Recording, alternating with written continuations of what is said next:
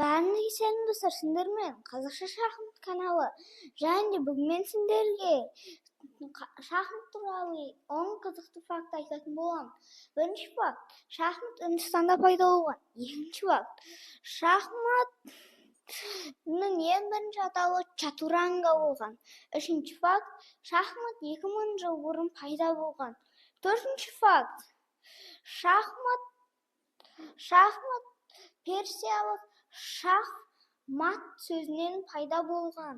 Бесінші факт: уәзір ең әлсіз фигура болған.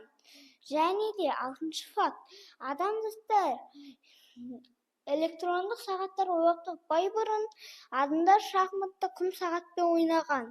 Жетінші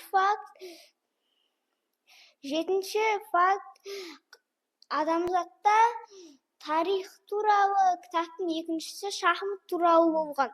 Сегізінші факт: әлемдегі ең үлкен көп партия ойнаған рекорд, бір күнде 604 партия ойнау болған.